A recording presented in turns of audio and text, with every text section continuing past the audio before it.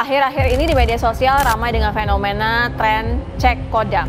Kata cek kodam mulai ramai setelah salah satu pengguna TikTok melakukan siaran langsung dengan dalih baca kodam melalui para penggunanya. Ya, dan hal yang menarik juga dari siaran langsung tersebut, si pembaca kodam itu tidak memperlihatkan wajahnya.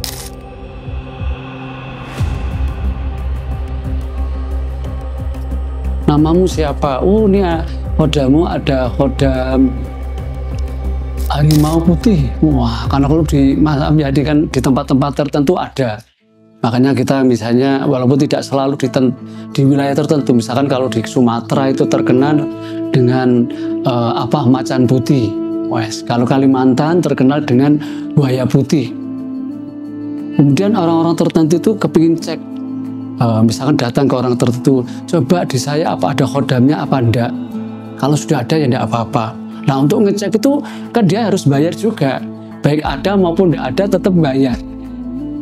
Andai kata tidak ada kodamnya pun, ya kemudian kemudian minta diisi, itu juga rawan. Rawannya di mana?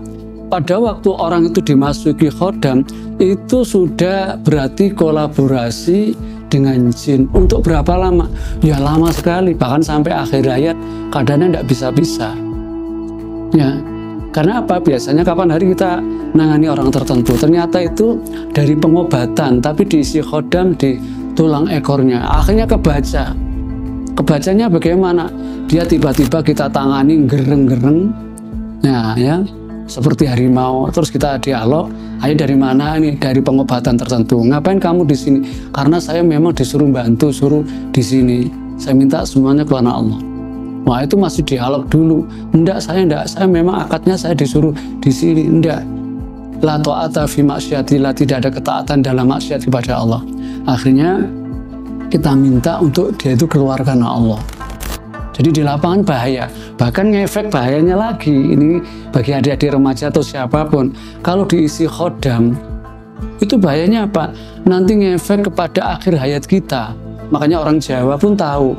Arepe mati opo sih lek nazak kok ciangele kok gini-gini, orang Jawa tahu.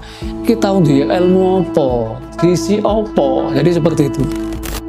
Jadi saya nanggapi seperti itu ya memang apalagi di kalangan anak muda. Tapi kalau masalah seperti ini sebenarnya bukan hanya di kalangan anak muda, siapapun yang wawasan keilmuannya, tauhidnya, akidahnya bermasalah, itu lebih gampang ke arah situ. Kenapa? Karena orang penasaran. Nah, permasalahan seperti ini, satu, itu rawan ditipu. Ya, jadi rawan ditipu. Kemudian yang kedua, ini di samping rawan tertipu, yang nomor dua, pada waktu dia berkolaborasi, bersentuhan dengan orang-orang paranormal, itu ya dihukumi bisa seperti orang mendatangi dukun. Ya. Jadi man ataka hinan, siapa yang datang ke dukun, au arofan atau paranormal, fasa'alahu ansa'in, kemudian tanya tentang sesuatu, hujibat an huttaubatu arba'ana lalatan, enggak diterima ibadahnya 40 hari 40 malam. Fa in sadaqa bima qala, kalau percaya terhadap yang dia katakan, faqad kafaru bima unzila ala Muhammadin, maka bisa mengharap kepada kekufuran kepada Rasulullah. Nah, ini kan bahaya, ibadahnya enggak diterima. Kemudian dia dianggap kufur terhadap syariat Nabi.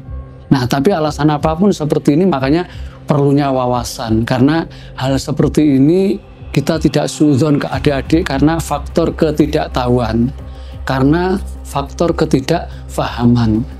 Jadi makanya model seperti itu, cek khodam dan sebagainya, itu satu, rawan tertipu, rawan dibohongi. Andai kata pun betul, itu juga kita bisa terkena hukum seperti tidak mendatangi dukun atau paranormal. Jadi seperti itu. Wallahu a'lam. Jadi antara manusia dan jin dan sihir, apa ada kaitannya? Ada. Jadi manusia memang sudah Allah ciptakan dalam dimensi masing-masing. Jin juga seperti itu. Tapi mengapa kadang ada orang yang terganggu karena diganggu jin? Nah, karena kan jin itu bisa masuk ke dalam tubuh orang, itu bisa lewat 1001 jalan.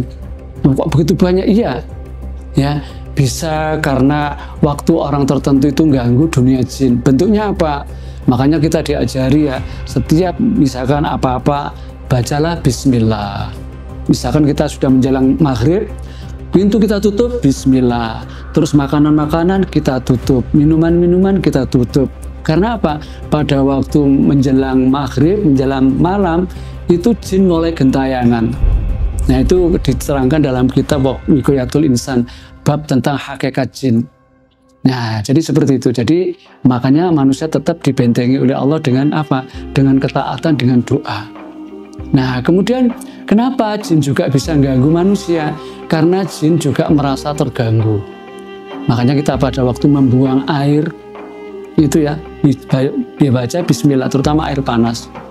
Karena di lapangan kita sering nangani orang-orang tertentu yang diganggu jin karena mengganggu lingkungannya, entah itu di hutan atau di tempat tertentu, ya, itu entah menginjak yang tidak terima seperti itu. Makanya kita dianjurkan banyak berdoa di setiap waktu, setiap tempat.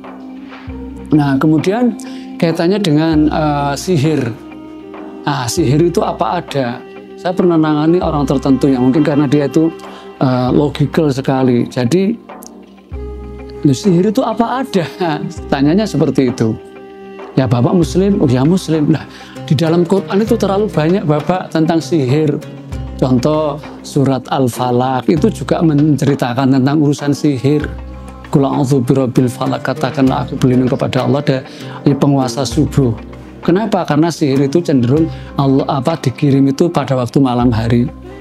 Qul a'udzu birabbil falaq min syarri ma khalaq, dari kejahatan seluruh makhluknya, wa min syarri ghasiqin idza waqab, dan dari kejahatan malam apabila telah gelap gulita. Terus dalam banyak ayat diceritakan tentang bagaimana peperangan antara Nabi Musa dengan Fir'aun. Itu kan diabadikan dalam Quran terlalu banyak. Ya, dalam surat Yunus itu. Wa qala fir'aunu utuni bikulli sahirin alim. Ya.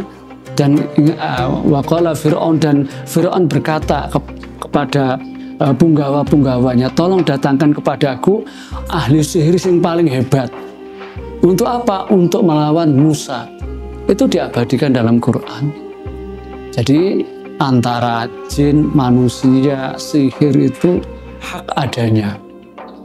Jadi makanya dari seperti itu kita sebagai hamba Allah sudah dikasih piranti oleh Allah supaya selamat dari gangguan jin. Apa? Termasuk zikir pagi sore, ketaatan, ibadah, berpikir husnudzon kepada siapapun. Nah, itu adalah sebagai bentuk penjagaan kita supaya Allah menjaga kita.